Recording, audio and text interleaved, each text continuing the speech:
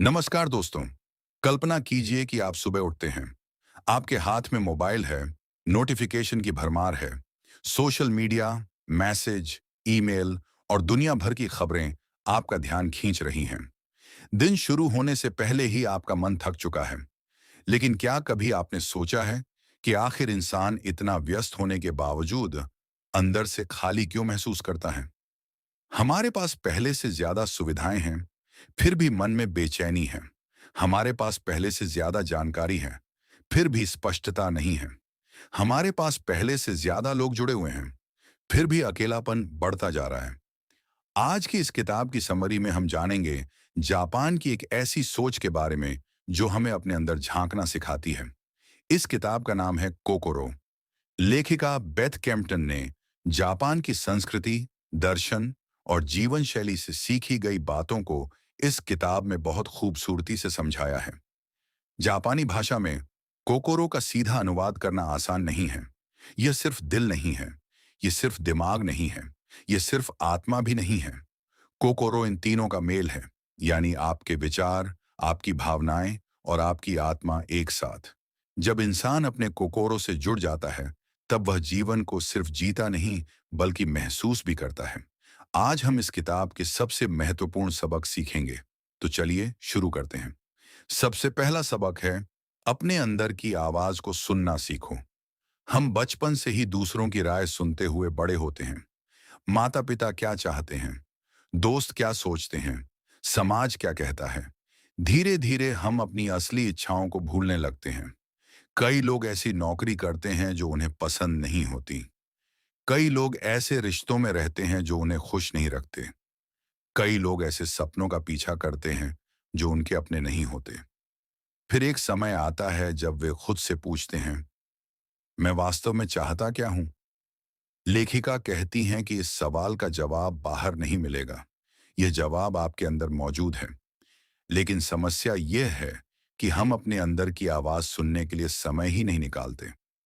हम हमेशा व्यस्त रहते हैं, हमेशा भागते रहते हैं, हमेशा किसी न किसी काम में उलझे रहते हैं।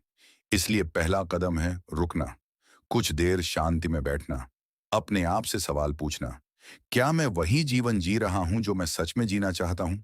यदि जवाब नहीं है, तो बदलाव की शुरुआत यहीं से होती है। अब दूसरा सबक, जीवन में सब कुछ बदलता है।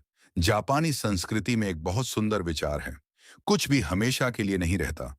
फूल खिलते हैं, फिर मुरझा जाते हैं, मौसम बदलते हैं, लोग बदलते हैं, परिस्थितियां बदलती हैं और हम भी बदलते हैं। लेकिन अक्सर हम बदलाव का विरोध करते हैं।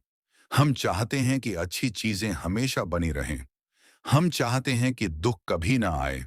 हम चाहते हैं कि जिंदगी हमेशा हमारी योजना के अनुसार चले। लेकिन वास्तविकता अलग है। जब हम बदलाव को स्वीकार नहीं करते, तब हमें पीड़ा होती है। जब हम स्वीकार कर लेते हैं कि बदलाव जीवन का नियम है, तब मन हल्का हो जाता है। यही कोकोरो का एक महत्वपूर्ण सिद्धांत है, जो आज है उसकी कद्र करो, क्योंकि कल वह बदल सकता है। तीसरा सबक है वर्तमान क्षण में जीना।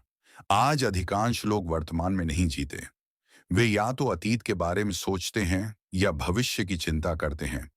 किसी को पुराने दुख परेशान करते हैं, किसी को आने वाले कल का डर सताता है। लेकिन जिंदगी सिर्फ इसी पल में मौजूद है। यदि आपका मन हर समय कहीं और है, तो आप जीवन के सबसे सुंदर क्षण खो देंगे। जापान में लोग छोटी छोटी चीजों में खुशी ढूंढते हैं। एक कप चाय, बारिश की आवाज, खिलते हुए फूल, सुबह की ठंडी हवा। वे इन क्षणों को पूरी तरह महसूस करते हैं। यही कारण है कि वे साधारण चीजों में भी गहरी खुशी पा लेते हैं। आप भी आज से कोशिश करें, जब खाना खाएं तो सिर्फ खाना खाएं। जब परिवार के साथ हों तो पूरी तरह उनके साथ रहें। जब प्रकृति को देखें तो उसे महसूस करें। धीरे धीरे आपका मन शांत होने लगेगा और आप महसूस करेंगे कि खुशी किसी मंजिल पर नहीं, बल्कि हर दिन के छोटे छोटे पलों में छिपी हुई है। अब हम कोकोरो के अगले और सबसे गहरे सबक की तरफ बढ़ते हैं। चौथा सबक है, अपने जीवन को सरल बनाओ। आज की दुनिया हमें लगातार यह विश्वास दिलाती है कि ज्यादा चीजें होने का मतलब ज्यादा खुशी है। ज्यादा पैसा, ज्यादा कपड़े, ज्यादा गैजेट्स, ज्यादा फॉलोअर्स। लेकिन क्या वास्तव में ऐसा है? सोचिए, जब आपका कमरा बहुत ज्यादा सामान से भर जाता है, तो कैसा लगता है? जब मोबाइल में हजारों फोटो और सैकड़ों ऐप्स हो जाते हैं, तो कैसा लगता है? जब दिमाग में बहुत सारी चिंताएं और जिम्मेदारियां जमा हो जाती हैं, तो कैसा लगता है? हर जगह अव्यवस्था, और यही अव्यवस्था धीरे धीरे हमारे मन में भी आने लगती है। जापानी संस्कृति हमें सादगी का महत्व सिखाती है। वे मानते हैं कि जीवन में जितनी कम अनावश्यक चीजें होंगी, उतनी अधिक शांति होगी। सादगी का मतलब गरीब बनना नहीं है।